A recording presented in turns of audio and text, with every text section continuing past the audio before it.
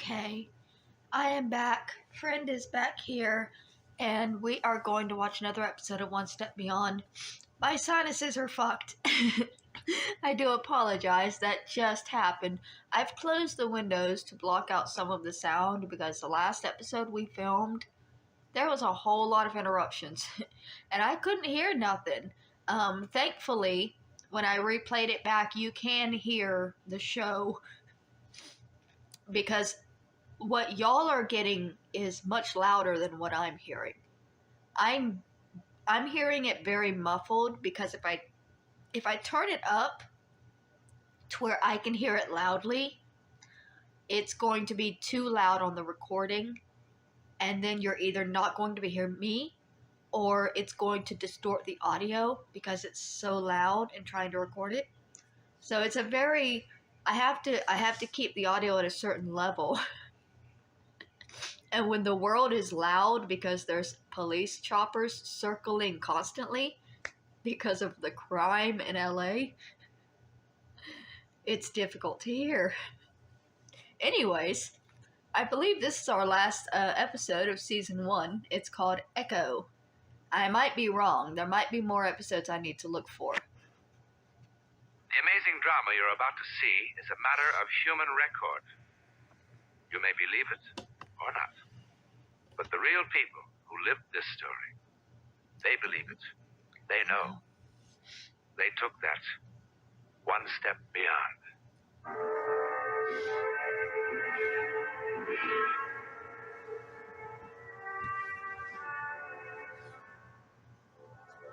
Only a very few moments ago, this was the scene of a tense human drama, played for very high stakes indeed. A man's life. A jury has just determined that Paul Marlin did not murder his wife. Thus, a sensational murder trial comes to an end. But sometimes, the end is also the beginning. Perhaps if Paul Marlin could have known what lay ahead, he would have preferred being found guilty.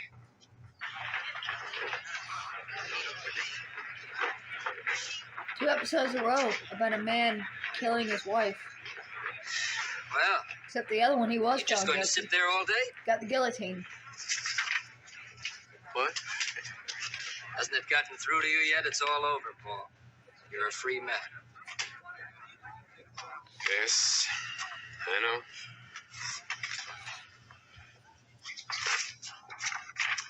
Such enthusiasm. It's not that I expect thanks, Paul. Nobody who charges the kind of fees I do should expect gratitude, too. But I had an idea that you might at least feel relieved. Dan, I'm sorry. I'm just so bone tired I can hardly feel anything. I didn't even remember to thank you. No, I am relieved, and I'm very grateful, too. You were just wonderful. I'm lucky I had you for my attorney. It's easy to be marvelous when your client is innocent.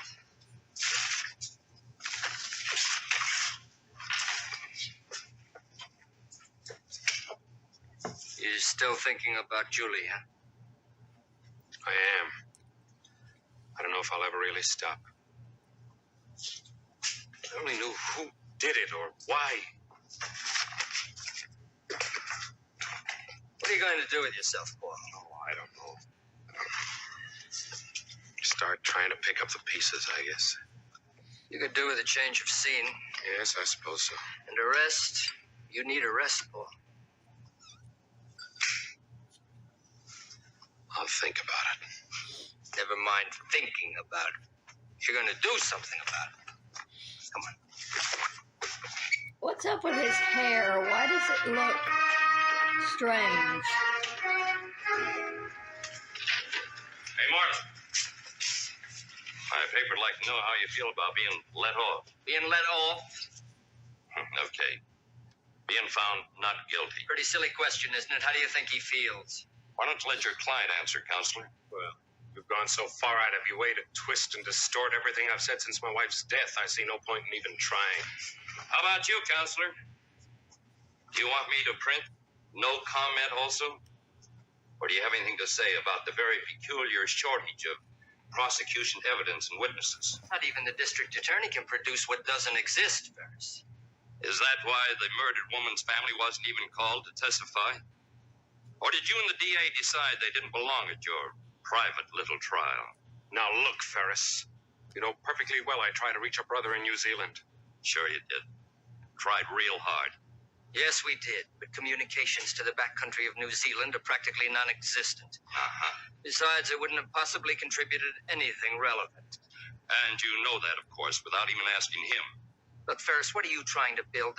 Okay, sorry, but if the sister was murdered here in America and the brother is living someplace where they can't even contact him by phone, how is he going to be any relevance to the murder? He was clearly thousands of miles away when it happened. Trial's over. Your paper got a lot of circulation out of it. Now, why don't you find someone else to pick on? It's just that I believe, along with a lot of people in this town, that Marlin killed his wife in cold blood. Now, wait a minute, Ferris. I'm getting sick and tired of this. It goes for you to see him walking away scot-free. Now, look!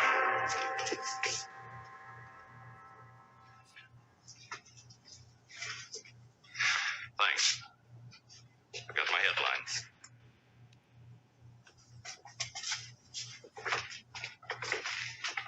Paul, come on. I want to talk to you. I walked right into his trap. You know your nerves are on edge. All you needed was a push. Look, Dan. No, I want... Please. There's something I want to ask you. Now, the things he said about the trial, about the way it was handled. No, you didn't... Paul, it's just as I told you. The DA's office jumped before they had anything much to go on. By the time they realized they had no real evidence against you, what with the papers beating the drums, getting people worked up, they were publicly committed. They had to go through the motions. Right, then why Ferris's personal vendetta with me? He can't possibly believe that I killed Julie, can he? Oh, I doubt if he even cares, one way or the other. But he will go on needling you as long as it means good copy. And so will the rest of the press. Which is just what you want me to avoid. That's why all this talk about going away? Yes. You know, what Ferris said about some people in this town is true. People react emotionally, Paul. They react to cliches. Now, Julie was a lot older than you. You know that. She had a lot of money. And, well, people see too many plots in the movies. You know, they're affected by it. Now, it'd be wise to give the town a chance to cool off. Yourself, you need a rest. You can get a new perspective on things, come back with a fresh outlook. Is that my lawyer's advice? No, it's your friend's advice, Paul.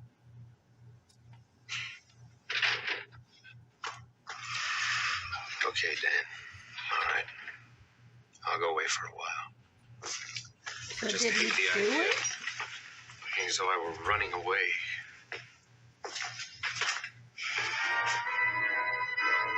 But I know that these types of reporters can get into your mind, but is he feeling guilty because he did it? Miss Wyckoff? Yes. Hello. Or I'm because Paul they're Marlin. making him I feel recognize guilty? you, Mr. Martin.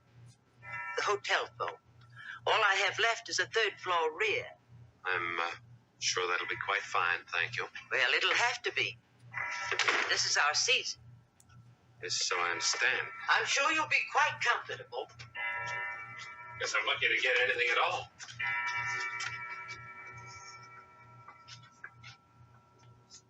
It's right on the button. How long do you expect to stay, Mr. Marlin? Oh, I really had no plans. Would it matter to you? Not a bit.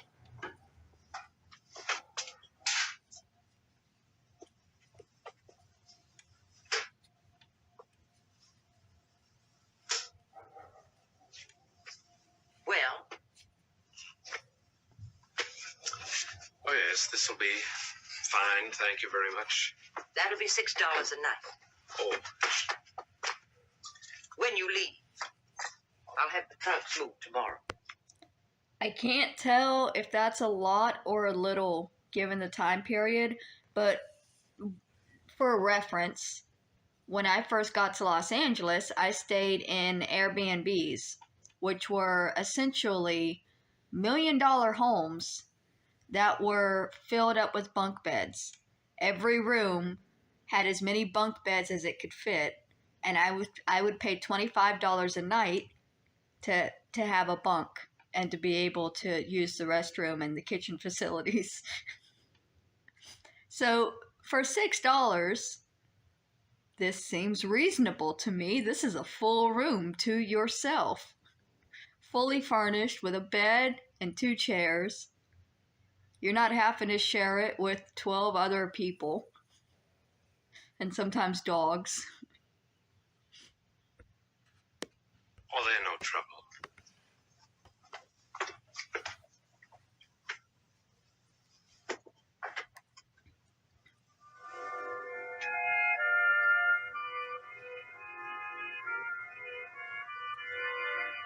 Because this looks like a boarding house and not like a hotel.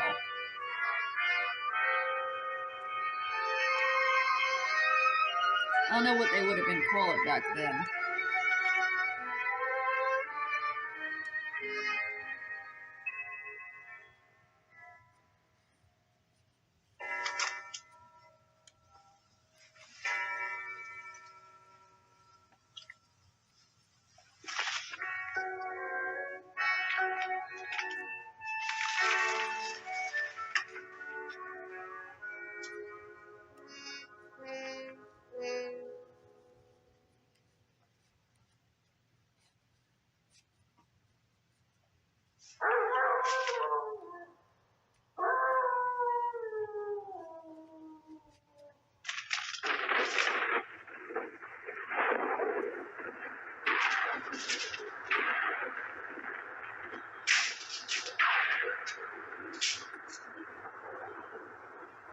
Storm's coming. His storm.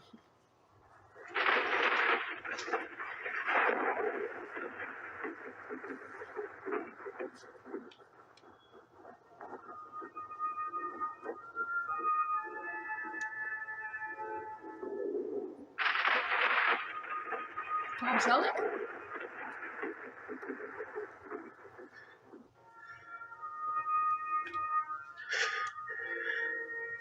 Why does he look like Mark Wahlberg in that shot?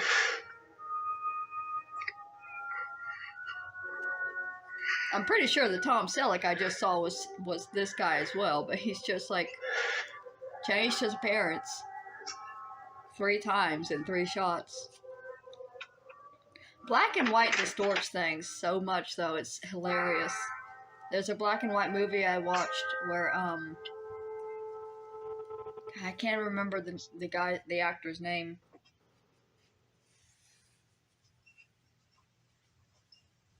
Who the fuck was that? I should focus on what we're watching.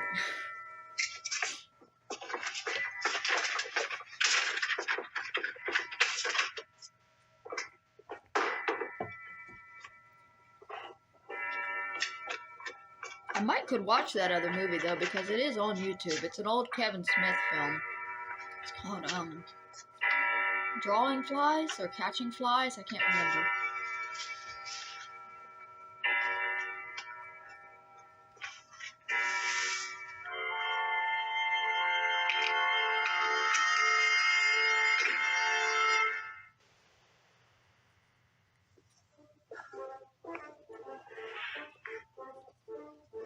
Okay, so I assume that he did kill his wife, and now he's having visions of himself doing that, and he can't rest because his mind is eat up with guilt of what he did.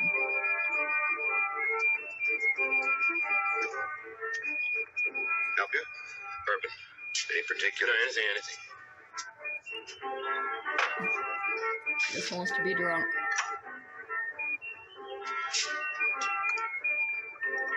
Water or soda?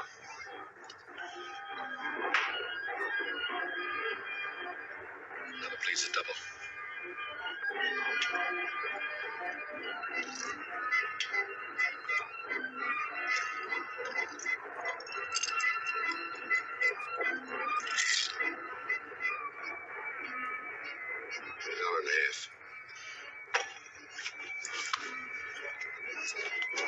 $1.50 for 3 shots is pretty good. These days I'd be like $12 almost.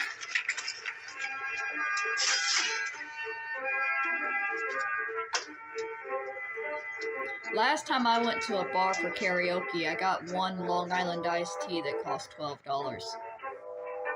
And I barely felt A anything. little water in it this time, please.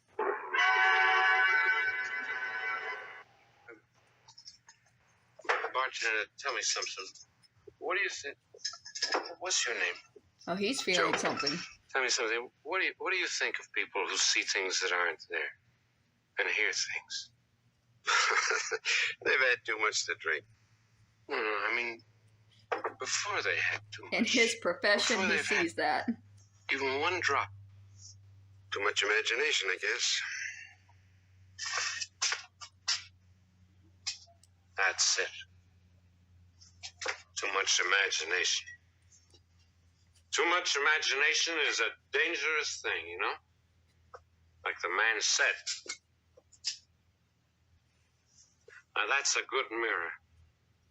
That is a mirror that I approve of. Friendly, you know? You look at it, looks back at you.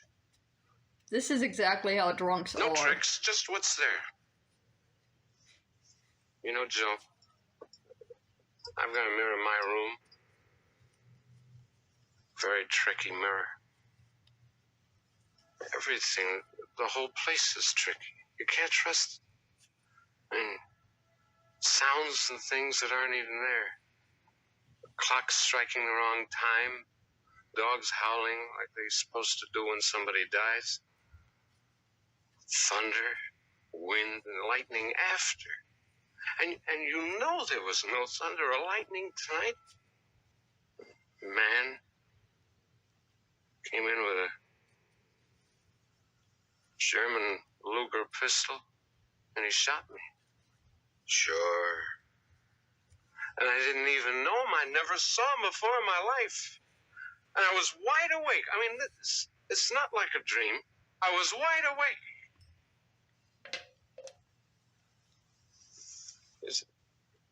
That's some imagination. Bartender's gonna cut It's him like off. I'm an inventor. I invented a person. Only this man didn't. He wasn't made up of all faces I'd known before, like in a dream. He was someone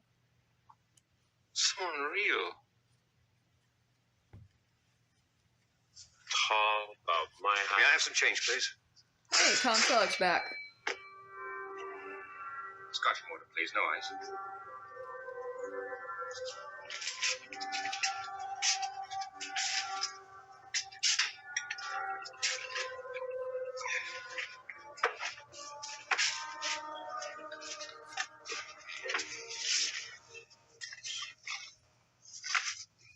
What's this supposed to be?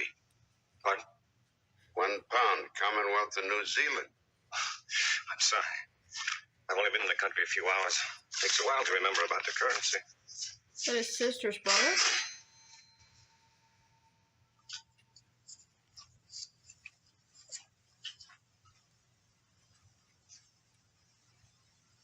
I mean, his wife's brother?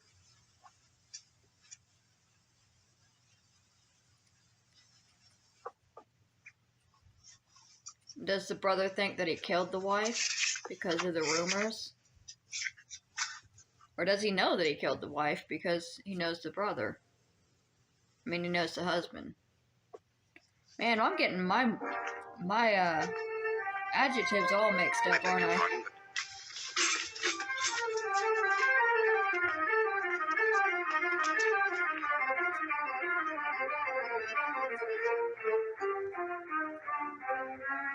Is that a pinball machine? I don't see pinball machines anymore. They used to be on, like, in every little restaurant, in every bar. Laundromat. I used to play pinball when my grandparents did laundry. Where? Anywhere. Well, there's one at the 205 to San Francisco. At San Francisco. 450. Put your luggage on the ramp. The driver will pick it up when he gets here. Huh? Your luggage. Put it on the ramp. No, I don't have any luggage, thanks.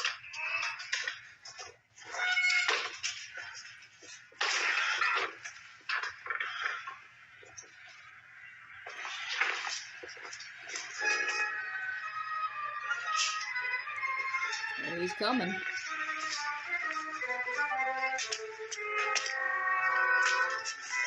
And he may or may not know what's going on. Paul? What do you want? I'm Roger Wiley. Roger Wiley, you are Paul Marlin, aren't you?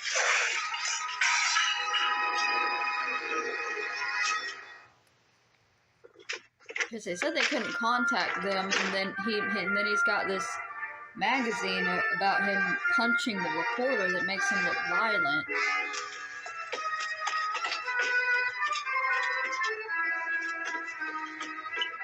It's not a great situation to be in.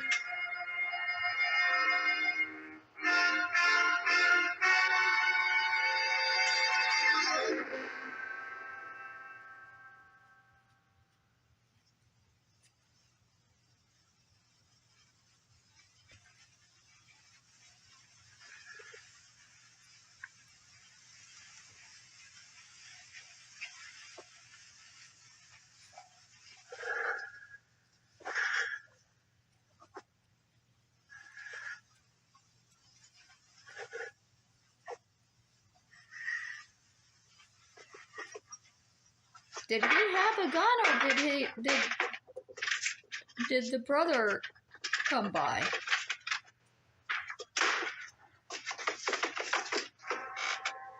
What is it? Why'd you keep running? I told you I'm Roger Wiley, Julie's brother.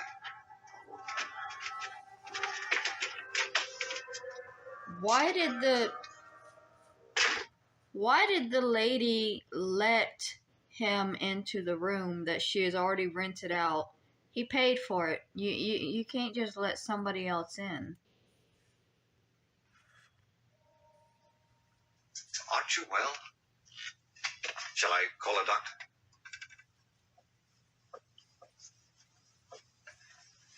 Well, the landlady said it'd be all right if I left my bags here while I went looking for you. Why? Explain who I was. Why did she say it would be all right? How, That's such an invasion. how did you find me? Your solicitor told me where you'd gone. I only landed in San Francisco this afternoon. Oh, why did you come here? Julie's estate, for one thing. Then there's the matter of... The gun bother you? I always carry it with me. It's a good thing to have along when you're out on the range for weeks at a time. Are you sure that you're all right? No, I'm fine. I'm fine, really. Sorry, it's just nerves, that's all. Julie's death. A terrible trial. I'm sure the last month has been very unpleasant for you. It'll probably give anyone the shakes. Be all right in the morning. Why don't we meet then? Over breakfast, maybe we can have a talk, huh? That's a good idea. With the hotel full up, I hardly know where to look for a room at this hour. Oh, that is a hotel. Well, I thought perhaps I could flop in that chair for tonight. Oh. Yes, of course. Why not? Thanks.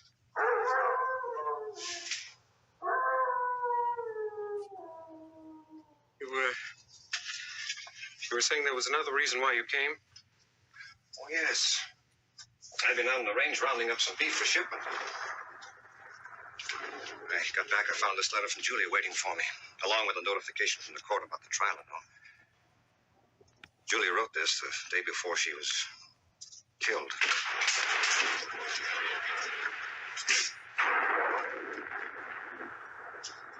Stay away from me. I know why you came. I had a warning. You had a what? I know why you're here, and I know why this gun, too. I saw it all happen. Paul, I don't know what you're babbling about. You're here to kill me. You read the newspapers, didn't you? You believe what they said, that I killed her, don't you? That I planned the whole thing to make it look like somebody had broken in just to cover up. Paul, listen to me. I don't believe anything of the sort. Why should I? Why are you here? She told you everything in that letter. Oh. She knew everything right from the start, didn't she? I never fooled her, not for 1 minute, I'll bet. Paul, give me the gun. No. Apparently he did what kill you're her. doing. No, I tell you! I waited too long. I've planned all this too carefully to have it all blow up my face now. I am her heir! I am her sole heir! You killed Yes! Yes. Not gonna take it away from me. Nobody's gonna cheat me of it now.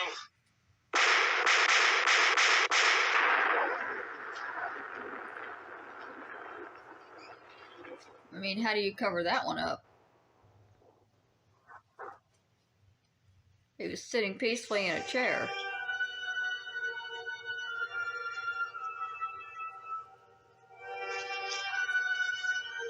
I'm pretty sure he didn't know. Roger. I only hope and pray you will believe that the last 6 months have been the happiest of my life. I know how foolish you thought I was to marry a man so much younger. I must confess I had my moments of doubt, too. But Paul loves me, really loves me, Roger. He proves it in 100 ways every day. I've never felt so alive, so wanted. Enough of this, dear brother. I want very much to give Paul something in return for all he's given me.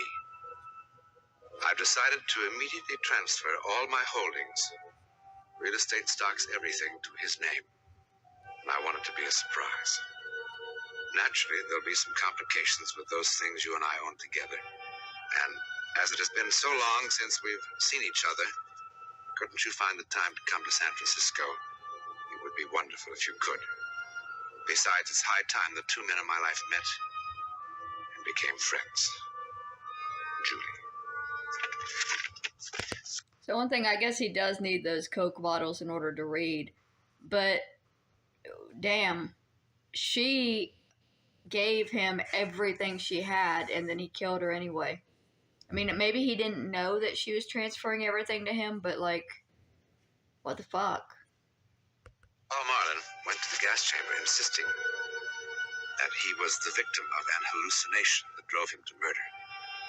The only witness he had to support his plea was the bartender. And bartenders hear so many strange things, don't they? Probably it was Paul's guilty conscience that somehow created the sights and sounds of his own destruction. His conscience was his executioner. In a moment, a program word about next week. That's fucked up.